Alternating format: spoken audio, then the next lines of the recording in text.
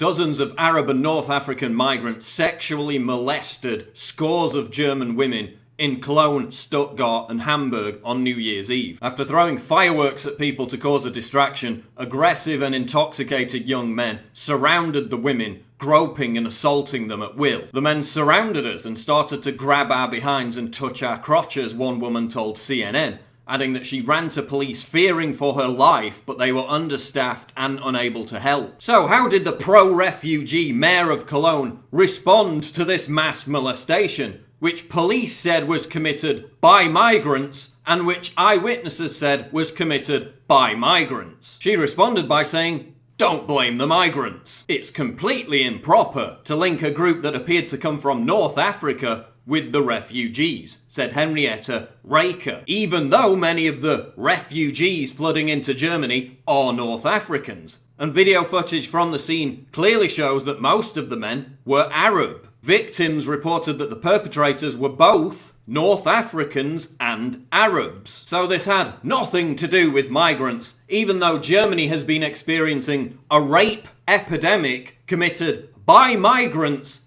in and around migrant camps in Germany for the past 6 months, which authorities have ordered police not to talk about. But the BBC assured us that no official source had confirmed that the men involved were asylum seekers, even though the police said they were asylum seekers. The mayor later came out with a code of conduct, but not for the migrants, for the women, saying that they should avoid potential rapists by keeping them at arm's length. So you've got Arabs and North Africans, men from completely different areas of the world, both treating women like pieces of meat. I wonder, what could the common denominator be here?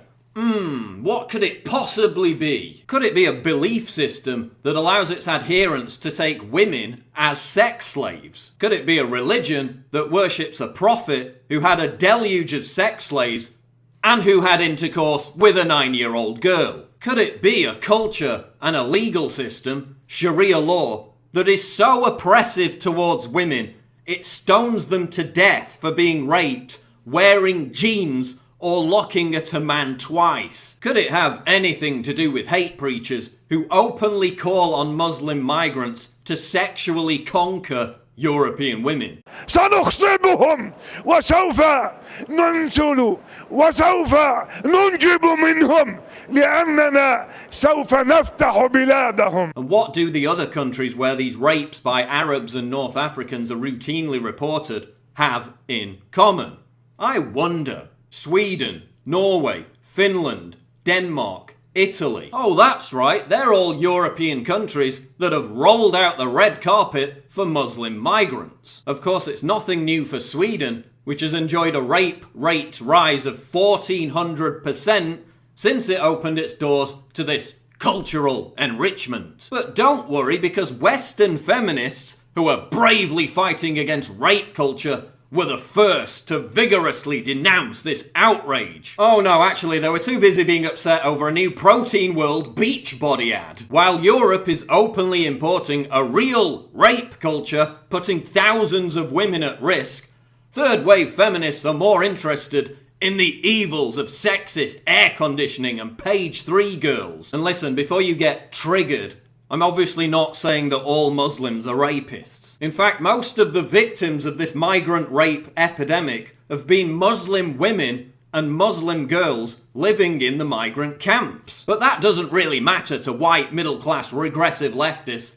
who will actually denounce devout Muslims who campaign against honor violence as anti-Muslim bigots. They'll gleefully strangle the voices of Muslim reformers who are actually trying to put a stop to this, all in the name of tolerance. And it doesn't matter to the mainstream media, who will whine for weeks about a Hungarian camerawoman tripping a migrant, while ignoring the migrant crime wave now sweeping Europe. And listen, I don't blame the significant majority of Muslim migrants who aren't dangerous and who are simply in search of a better life. I do blame the politicians who have imposed this insane open border policy with no plan whatsoever to assimilate potentially millions of migrants into Western secular society. And remember, most of the migrants are unaccompanied men. They're not families.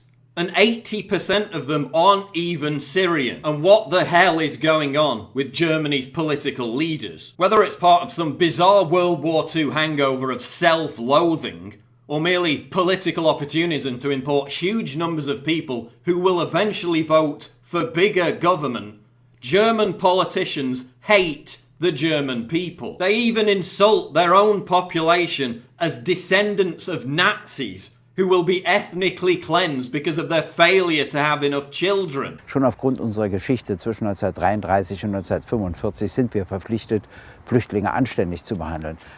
Und dann gibt es ja noch was. Jedes Jahr sterben mehr Deutsche als geboren werden. Das liegt zum Glück daran, dass die Nazis sich auch nicht besonders vervielfältigen. Und schon deshalb sind wir auf Zuwanderer aus anderen Ländern angewiesen. They even celebrate the possibility that Muslim migrants will outnumber Germans in major cities within 20 years. Unsere Gesellschaft wird sich ändern. Unsere Stadt wird sich radikal verändern. Ich bin der Auffassung, dass wir in 20, 30 Jahren gar keine ethnischen Mehrheiten mehr haben in unserer Stadt. Und ich sage Ihnen noch ganz deutlich, gerade hier in Richtung rechts, das ist gut so. This isn't multiculturalism, which Merkel herself admitted has failed anyway. This is demographic suicide. It's poison to safeguarding Europe's status as a refuge for tolerance, liberal values, and basic decency. And it's being allowed to happen by our own treacherous, corrupt political class.